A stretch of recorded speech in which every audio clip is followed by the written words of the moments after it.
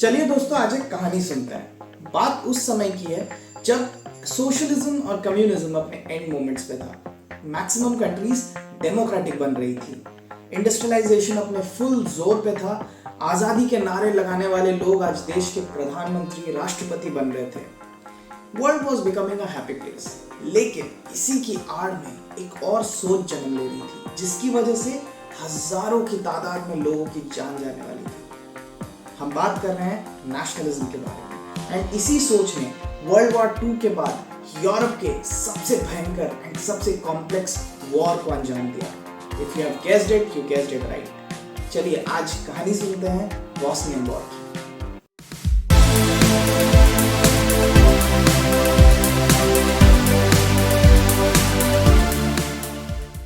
तो गाइस, बात कर रहे हैं हम 1991 की, जब सोवियत यूनियन टूट रहा था। कई सारे नए देश बन रहे थे, कई सारे देश डिलेमा में थे कि अब करना क्या है। उसमें से एक ऐसा देश था यूगोस्लाविया। अब यूगोस्लाविया में उन दिनों नेशनलिज्म का बुखार चढ़ा हुआ था। जिन लोगों को नहीं पता उनको बता दूं, नेशनलिज्म यानी एथनिसिटी के बेसिस पे कंट्रीज डिवाइड करना, जैसे हिंदू राष्ट्र, खालिस्तान, ऐसे टाइप के विचारधारा वाली सोच।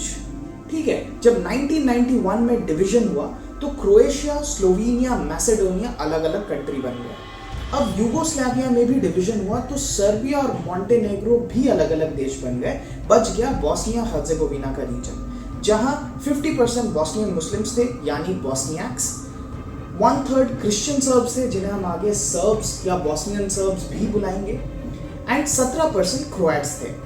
तो वहां क्रोएट्स ने अपनी अलग इंडिपेंडेंस डिक्लेयर कर दी, जिन्हें बोस्नियाक्स ने भी ज्वाइन किया। 1992 में एक रेफरेंडम पास हुआ एंड उसमें मैक्सिमम मेजॉरिटी ऑफ यूगोस्लाविया ने भी ये कहा कि वो बोस्नियाक्स और क्रोएट्स को ज्वाइन करेंगे। लेकिन नोटिस करने वाली बात ये थी कि ये जो मैक्सिमम मेजॉरिटी थे ये बोस्नियाक्स की थी, यानी बोस्नियन मुस्लिम्स। बोस्नियन सर्ब्स को डिवीजन नहीं चाहिए था, उन्हें यूगोस्लाविया से अलग नहीं होना था। लेकिन अब जब डिवीजन हो गया तो वो इससे खुश नहीं थे। उन्होंने अपनी एक अलग टेरिटरी बना ली जिसे रिपब्लिका सर्ब्स का नाम दिया गया एंड इसे इंटरनेशनल रिकॉग्निशन नहीं मिली। अब इस पिक्चर में आते हैं सर्बिया देश के प्रेसिडेंट यानी स्लोबोडान मिलोसेविच, जिन्होंने रिपब्लिका सर्ब्सका को रिकॉग्निशन दी एंड यही था स्टार्टिंग बॉस्नियन वॉर का। अब क्या हुआ, मिलोसेविच एक हाइपर नेशनलिस्ट है, यानी उनके लिए एथनिसिटी सबसे पहले आती है। वो एक ग्रेटर सर्बिया बनाना चाहते थे, यूएसएसआर टाइप, एंड यूगोस्लावियन आर्मी में भी सबसे ज्यादा सर्ब्स थे, तो उन्होंने भी इनका ऑर्डर्स एग्जीक्यूट किया विदाउट एनी रिपरकशंस। एंड उन्होंने रिपब्लिका सर्ब्सका को सपोर्ट किया to gain control in their territory. उधर बोस्नियाक्स एंड क्रोएट्स एक साथ तो थे, लेकिन यूगोस्लावियन आर्मी के सामने काफी ज्यादा कमजोर थे। यूगोस्लावियन आर्मी ने भी उन पे काफी ज्यादा ब्रुटैलिटी से अटैक किया।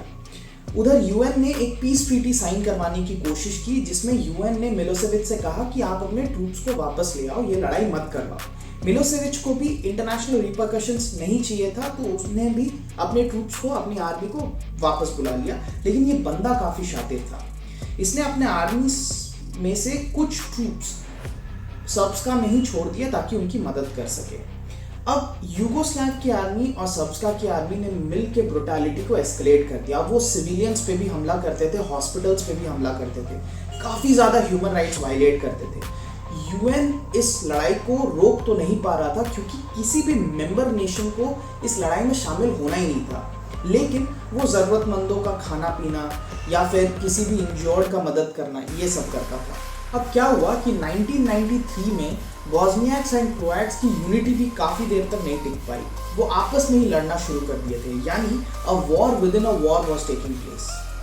तो यूएन ने नेटो की मदद ली एंड सेफ जोन्स क्रिएट किए ताकि सिविलियंस को प्रोटेक्ट कर सके, एंड एक नो फ्लाई जोन क्रिएट किया हर्जेगोविना रीजन के ऊपर, ताकि ड्रोन्स, लॉन्चर्स, रॉकेट्स ये सब ना जा सके।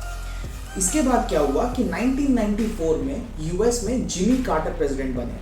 अब जिमी कार्टर ने बोस्नियाक्स एंड क्रोएट्स के बीच झगड़ा सुलझाया, एक पीस ट्रीटी करवाया और फिर से the federal Republic of Bosnia Herzegovina को रीएस्टैब्लिश किया। उतने देर में सिंस बहुत ज़्यादा इंटरनेशनल अटेंशन आ रहा था तो मिलोसेविच भी शांत हो गए। उन्होंने अपने सारे नाते तोड़ दिए बॉस्नियन सर्ब से अपने ट्रूप्स को वापस बुला लिया। जिमी कार्टर ने अब इस पूरे रीजन में एक 4 महीने का सीज फायर भी करवाया। लेकिन सीज फायर का क्या है, सीज फायर एक ना एक दिन तो एक्सपायर होना ही था।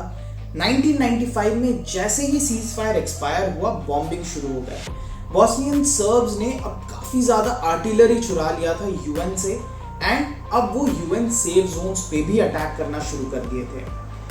अटैक्स इतनी ज्यादा बढ़ गई थी कि वो अब यूएन सेफ जोन्स पे कैप्चर करते एंड लोगों को एग्जीक्यूट करते। वैसे ही वहाँ एक सिटी है स्रेब्रेनिका नाम से, वहाँ पे रिपब्लिका सर्ब्सका ने यूएन सेफ जोन को कैप्चर किया एंड कुल 8000 सिविलियंस को एग्जीक्यूट किया। यूरोपियन सॉइल में वर्ल्ड वॉर 2 के बाद ये सबसे बड़ा जेनोसाइड था। अब यूएस को आया गुस्सा। उन्होंने 1995 में यूएन को वहां से पुल आउट करवाया एंड नेटो के साथ मिलकर उस पूरे रीजन का कंट्रोल लिया। यूएस ने यह भी कहा कि वो बॉस्नियाक्स को अपने वेपन सप्लाई करते रहेंगे। उन्होंने एक पीस ट्रीटी प्लान भी प्रपोज किया, जिसमें उन्होंने पूरे रीजन को 2 हिस्सों में डिवाइड किया। 49% हिस्सा रहेगा बॉस्नियन सर्ब्स के पास एंड 51% हिस्सा रहेगा बॉस्नियाक्स के पास। जैसे ही इंटरनेशनल कम्युनिटी का सपोर्ट मिला, क्रोएट्स ने सर्ब्सका के ऊपर एक और अटैक किया एंड मेजॉरिटी ऑफ लैंड उनसे कैप्चर कर लिया। मोमेंटम और बैलेंस ऑफ पावर में अब शिफ्ट आने लग गई थी। बॉस्नियन सर्ब्स की आर्मी भी अब वीक पड़ने लग गई थी और क्रोएट्स एंड बॉस्नियाक्स के पास अब यूएस का भी सपोर्ट था। इसी को देखते हुए दिसंबर 1995 में डेटन अकॉर्ड साइन किया गया, जिसमें यूएस का प्रपोज प्लान माना गया। तो अब पूरे रीजन को 2 हिस्सों में डिवाइड किया गया। पहला था the federation of Bosnia Herzegovina, जो बना था क्रोएट्स और बॉस्नियाक्स को मिलाकर, एंड दूसरा था रिपब्लिका सर्ब्स का, जो एक स्टेट रहेगी with in the territories of Bosnia Herzegovina. उसके पास अपनी अलग लॉ होगी, अपनी पॉलिटिकल पावर रहेगी, लेकिन वो हर्जेगोविना के टेरिटरी में ही रहेगी। इसी दौरान मिलोसेविच को भी लाइफ टाइम जेल किया गया उनके इंटरनेशनल क्राइम्स के लिए। तो दोस्तों, ये तो थी आज की कहानी। ये वॉर तो खत्म हो गया, लेकिन इस वॉर ने लाखों की तादाद में लोगों की जानें ले ली। बहुत सारे लोग अपने घर से बेघर हो गए, और ये सब किसके लिए? सिर्फ और सिर्फ पावर के लिए। जैसे ही वॉर खत्म हो गया, लोगों को एड्रेस करते हुए यूएस के प्रेसिडेंट बिल क्लिंटन ने काफी इमोशनल पॉइंट बोला था कि you have seen what war has brought, you know what peace can bring. Guys, war is never the solution. हर मसले को डिप्लोमेसी एंड बातचीत करके सॉल्व किया जा सकता है, एंड इसी मुद्दे को इंडिया ने यूक्रेन रशिया वॉर के टॉपिक पे बार बार दुनिया को प्रूव करके समझाने की कोशिश की है, एंड हमें एज यूथ इस बात को समझना बेहद जरूरी है। Hey guys, thank you so much for watching this video. I hope आपको बॉस्नियन वॉर समझ में आ गया होगा। अगर आपको अभी भी कोई डाउट है या इसी टॉपिक से रिलेटेड आपको कुछ और पॉइंट्स ऐड करने हैं, feel free to do so. आप अपना कमेंट डालिए विथ हैशटैग जरूरी है and I will circle back. बाकी I still need your support. If you like this video, share it across your connections, hit that bell icon, subscribe button so that you never miss out on content from me. I'll be back next week with ऐसे ही कोई तोड़ फोड़ topic. Till then, this is Dave this side and I'm signing off. Peace.